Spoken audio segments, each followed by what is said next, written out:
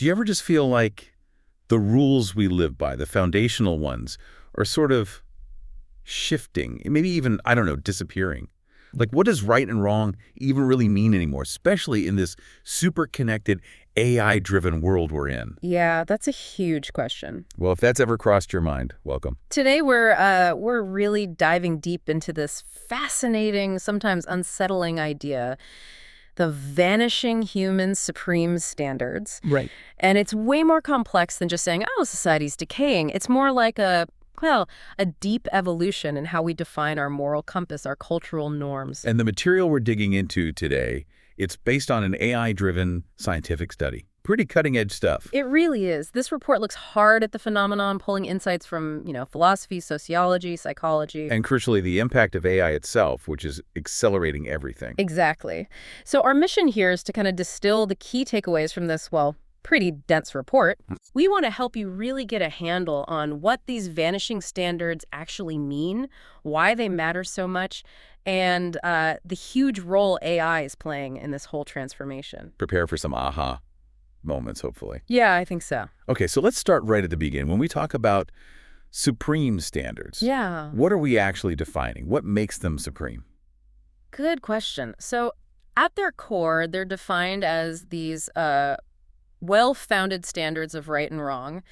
They tell us what humans ought to do. Ought to do. Right. Usually in terms of things like rights, obligations, fairness, what's good for society, specific virtues, that sort of thing. So more than just like personal feelings or even legal codes. Much more. Think of them as the bedrock, the foundational principles that laws and social norms are often built on, or at least ideally. Got it. And are these standards universal? Like the same everywhere, or Yeah. do they change depending on the culture or the time? Oh, well, that's the big tension, isn't it?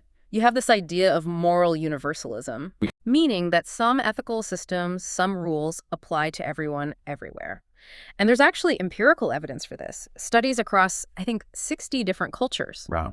Yeah, they found these consistent moral behaviors popping up again and again. Things like helping your family, returning favors, respecting property, pitching in for the group. Okay. Even looking back historically, things like the Jewish 7 laws of Noah prohibitions against murder, robbery, the need for justice systems, they echo this kind of universal feel. It's almost like a shared human software.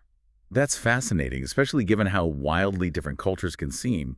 But what about our individual values within that? Right. That brings us to something like Shalom Schwartz's theory of basic human values. It identifies 10 universal human values, things like self-direction, security, kindness, universalism, caring about everyone. Okay. These show up across cultures. But the really interesting part is how they interact. They're dynamic. Sometimes they even conflict. Well, think about benevolence, caring for others, versus, say, power or achievement. Or, like you mentioned earlier, privacy. When technology makes privacy standards seem to vanish, is that our value for self-direction or maybe convenience winning out over our need for security? It's a trade-off. That's a really good point. And then there's natural law theory. That sounds even more fundamental. It does, yeah. Natural law theory basically says that certain values, certain moral standards aren't just invented by society, they're inherent in us, in human nature itself, discoverable through reason. Like what? Well, the classic example is the inherent wrongness of just taking another human life. This idea, it underpins fundamental human rights you see across many societies: life, liberty, equality. Natural law says that's not just a good idea we came up with, it's built in. Okay, so we have these deep, maybe universal principles, but then obviously we see huge differences in moral rules across cultures and history. That feels like a contradiction. It absolutely does feel like one, and that's really the core of what we're exploring. This vanishing isn't usually about the complete disappearance of all moral foundations. Right. It's more often an erosion, or maybe better put, a recalibration, a change in how we interpret or apply those foundational principles.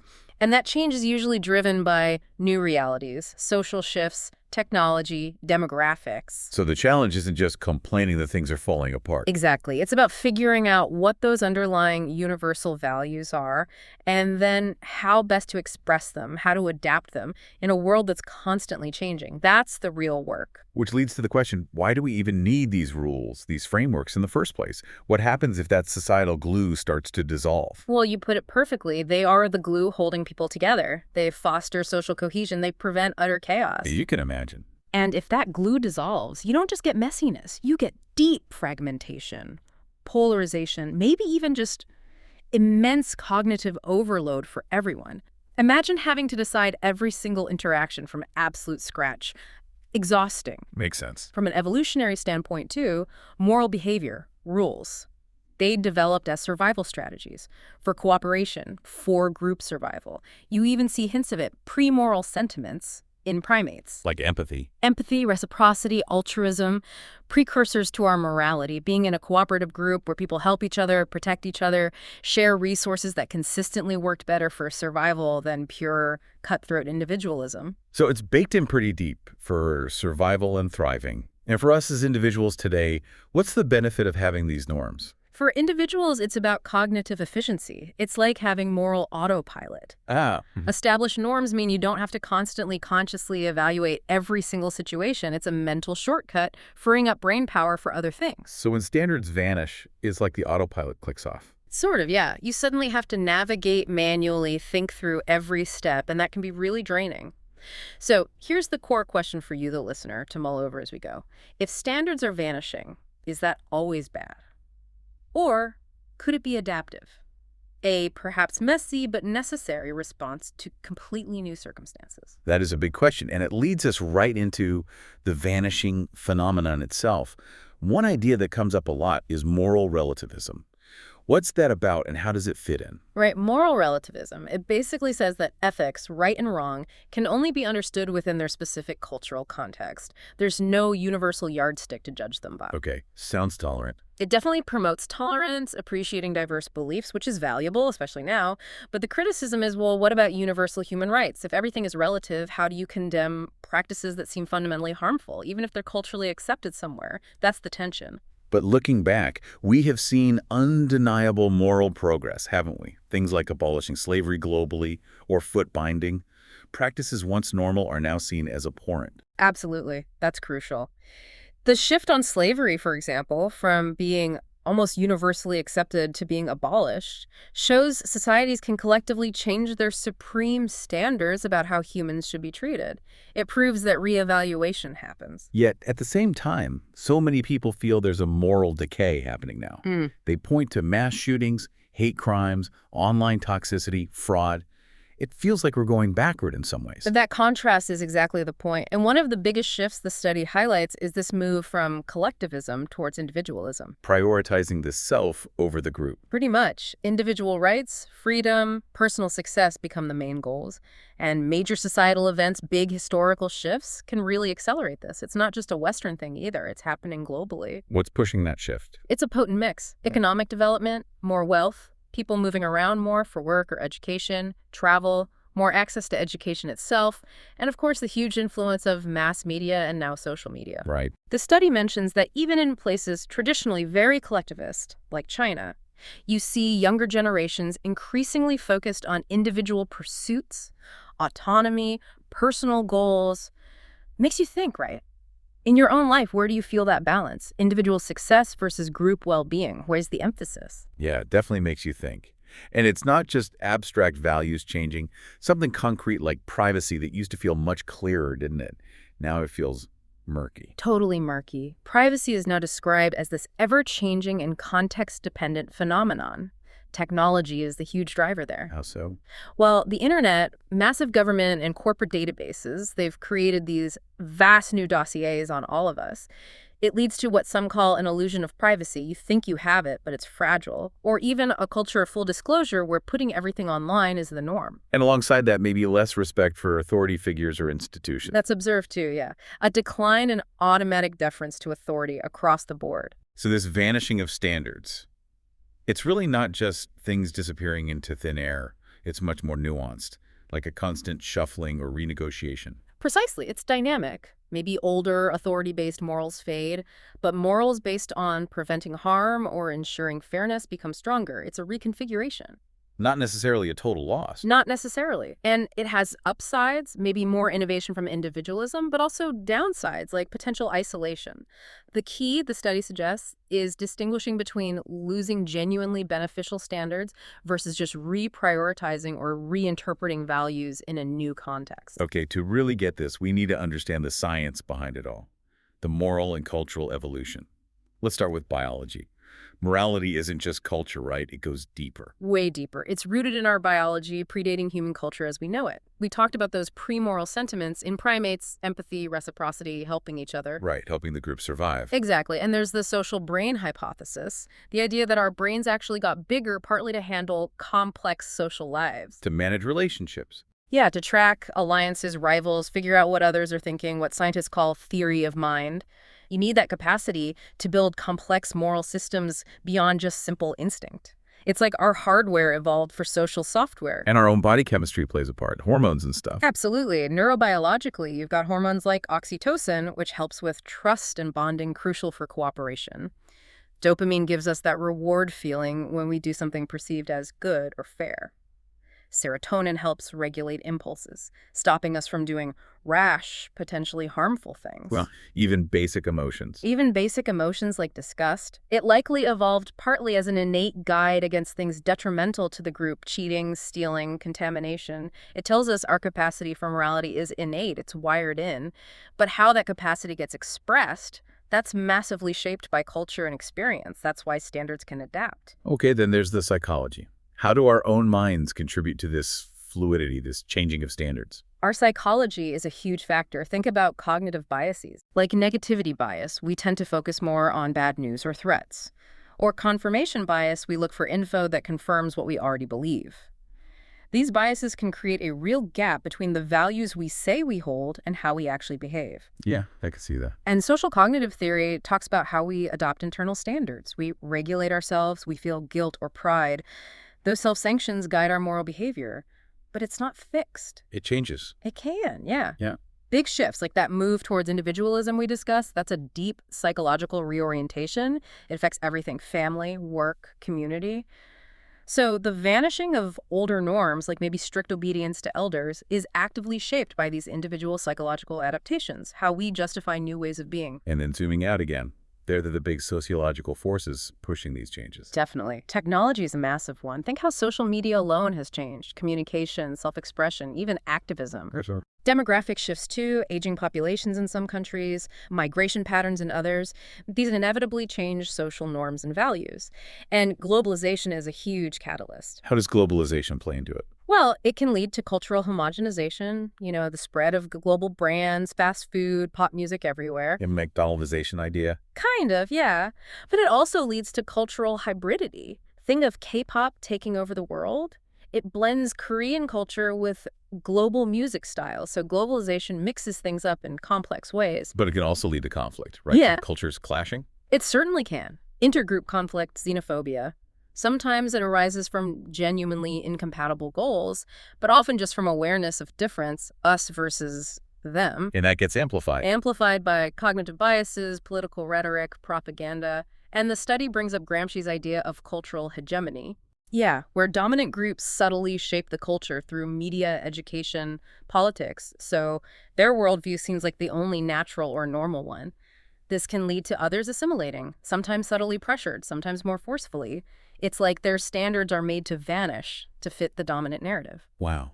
So media or advertising can shape our beliefs about what's right without us even noticing. Absolutely. It makes the dominant view feel like common sense, subtly eroding alternatives. It's all part of this dynamic, sometimes turbulent process where standards shift, fade, and emerge. Okay, buckle up, because here's where it gets, well, maybe really interesting and maybe a bit unnerving. Artificial intelligence. Yeah. How does AI fit into this picture of vanishing standards? Because it feels like more than just another tool. Oh, it absolutely is. AI is profoundly challenging our existing human standards and values. It throws huge ethical challenges right away. Transparency, accountability, bias, fairness. Let's unpack those. Transparency. Yeah, the black box problem. Many complex AI systems, we just don't know how they reach their conclusions. Their internal workings are opaque. So if an AI denies someone a loan or makes a wrong medical diagnosis, who's responsible? How do you even trace the error? This lack of transparency really damages public trust. And bias is the really big, scary one. It's absolutely critical, yeah. AI systems learn from data. And if that data reflects historical biases, racism, sexism, whatever inequities exist in society, the AI learns the bias. Worse, it learns the bias and can amplify it, applying it systematically and at massive scale. The study gives a specific example. Generative AI misclassifying writing by non-native English speakers as AI generated. Why? Because the training data likely overrepresented certain styles of writing, leading the AI to flag anything different as unnatural or machine-like. Wow. That's subtle, but has huge implications. Huge. And then there's privacy and data security, obviously. AI often needs enormous amounts of data, often sensitive data, to function effectively. So it feels like AI is starting to make decisions for us, or at least heavily influence them. That's the risk of eroding human autonomy, yeah. If we become too reliant on AI, we might start just deferring judgment, letting the algorithm decide, even in really high-stakes situations. Ethically, that's a massive dilemma. So AI forces us to confront our own standards. Exactly. It forces us to try and explicitly codify our standards, to define what we mean by fairness or equity, because we have to try and build it into the machine. And in doing that, we often find our human standards are vague, maybe even contradictory. It shifts the whole locus of moral agency. Who or what is making the moral choice. It necessitates what the study calls moral engineering for AI and this concept of value alignment. Value alignment. Trying to ensure the AI's goals and behaviors align with human values.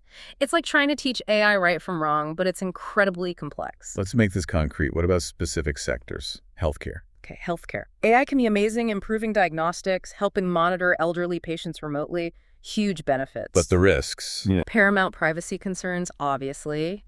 Algorithmic bias leading to worse outcomes for certain groups, maybe misdiagnosing conditions more common in women or minorities if the training data wasn't diverse. And it fundamentally challenges things like traditional patient consent. Does the AI need consent? How does it change the doctor-patient relationship? We have to rethink those ethical guidelines. What about education? AI seems like it could be a great tool there. It can be. Assisting teachers, personalizing learning for students, translating materials, fantastic potential for access and support. But the downsides? Big ones. AI trained on biased information could perpetuate stereotypes in educational content. The potential for spreading misinformation is huge. Massive concerns around cheating and plagiarism, obviously. Yeah, that's already happening. Right. And maybe less human interaction, which is so crucial for development. Plus, the cost. If only wealthy schools can afford the best AI tools, it could actually worsen inequality. Okay, how about government and public services? Potential for big efficiency gains, processing applications, scheduling, maybe more personalized engagement with citizens. Data-driven decisions could improve things like traffic flow or fraud detection, like examples in Brazil and Singapore. But again, risks. Significant privacy concerns with government data collection. Algorithmic bias in how services are delivered, maybe targeting certain neighborhoods unfairly for inspections. And that opaque decision-making, again, if an AI denies you a benefit and no one can explain why, it just erodes trust in government. And finally, finance. That seems like a place AI is already heavily used. Oh, definitely. For efficiency, market forecasting, detecting fraud, AI can analyze data at speeds humans just can't match. The risks there. Bias is a huge one. If AI learns from historical lending data that reflects past discrimination, it might perpetuate unfair credit terms for certain groups. Lack of transparency in loan decisions is another. Major data security breach risks, given the sensitivity of financial data, and a fundamental one.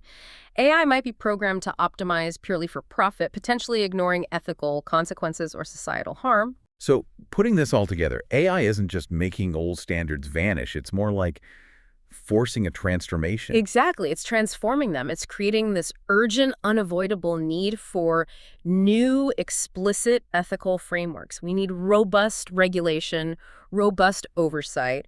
We're shifting from relying on implicit, evolved social norms to needing actively designed, engineered ethical principles for our technology. Wow. Okay. That is a lot to grapple with.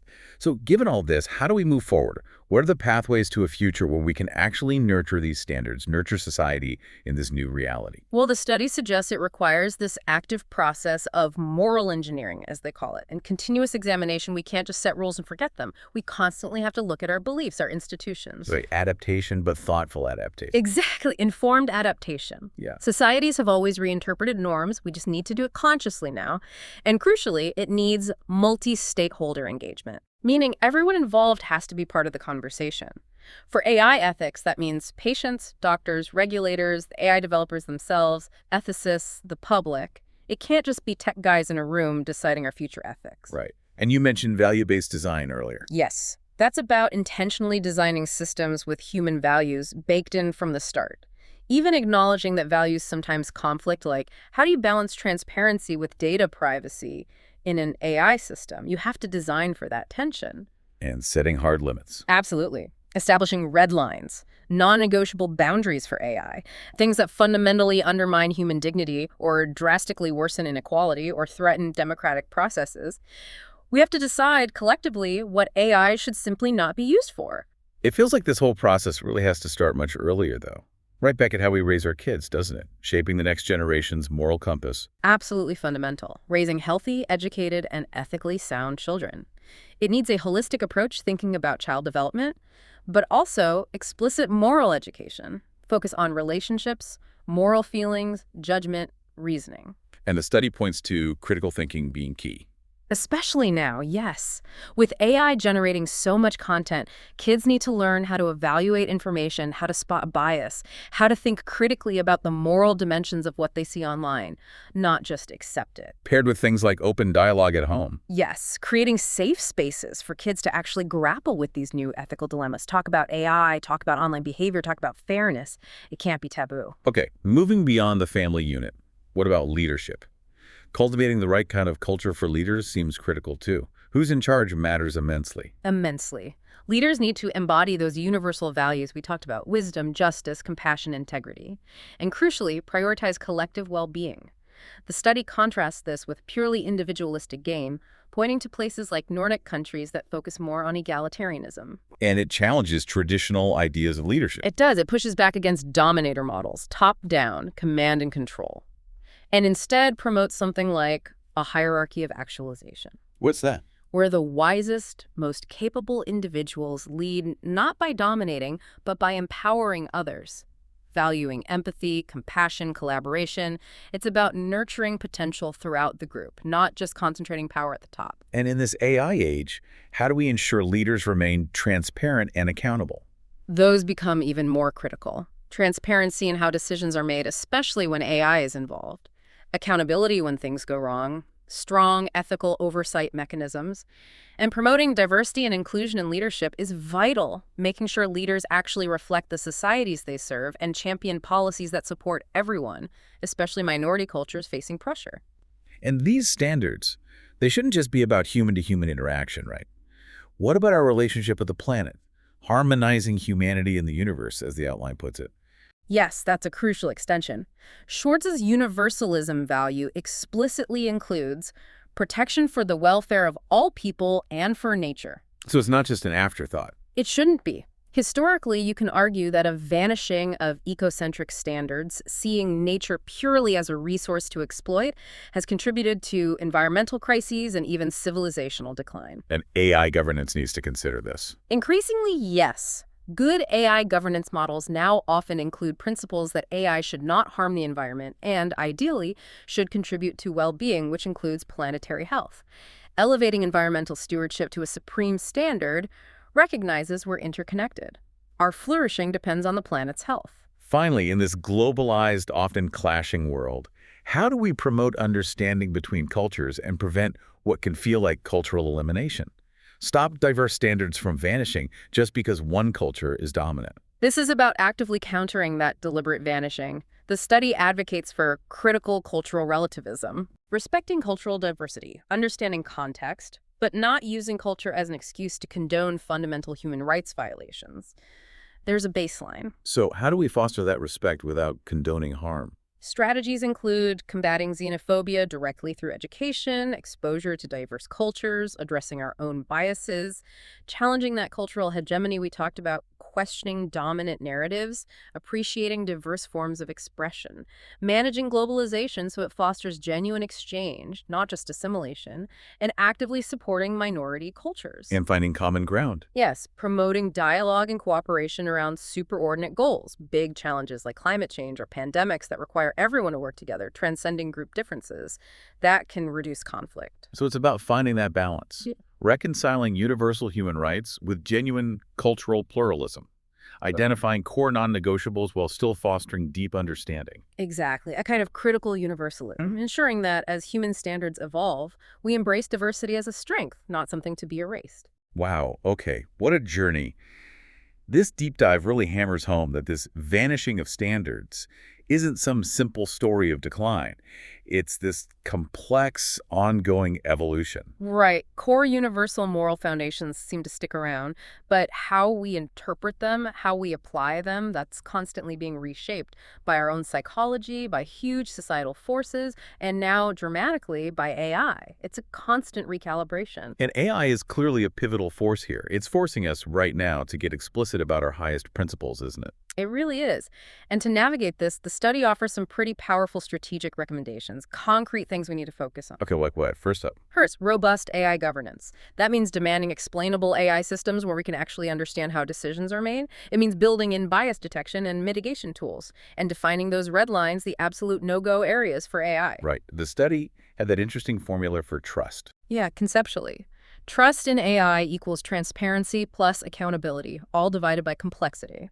The idea being the more transparent and accountable AI is, the more we can trust it, even as the tech gets more complex. We need both. Makes sense. What's second? Second, holistic moral education. Not just facts and figures, but fostering critical thinking, empathy, resilience, starting from childhood. The study even floats the idea of developing a sort of moral intelligence quotient, an MIQ. MIQ. Yeah, encompassing cognitive understanding, emotional empathy, and social skills needed for ethical behavior in this complex world. It's about knowing, feeling, and doing ethically. Third. Third, actively fostering societal cohesion and intercultural harmony. That means deliberately countering xenophobia and cultural hegemony, promoting real dialogue, finding common ground, focusing on those shared universal values that bridge divides. And finally. Finally, and maybe most importantly, individual empowerment. Equipping each of us to be active participants in this moral evolution, that requires strong digital literacy, understanding the tech shaping our world, but also strengthening our own human judgment to complement AI, not be replaced by it. It's what the study calls the ethical citizen model. The ethical citizen model. Informed, empathetic, responsible, and adaptive, ready to engage with these changes thoughtfully. So as technology just keeps accelerating, the real question isn't just what can we build, what can we do, but who do we actually choose to be through all this? Precisely. In a world where standards are constantly being recalibrated, constantly shifting, Right. What's one supreme standard that you listening right now believe humanity absolutely cannot afford to lose? And maybe more pointedly, how will you personally contribute to preserving it or perhaps helping it evolve wisely? This is DigitView.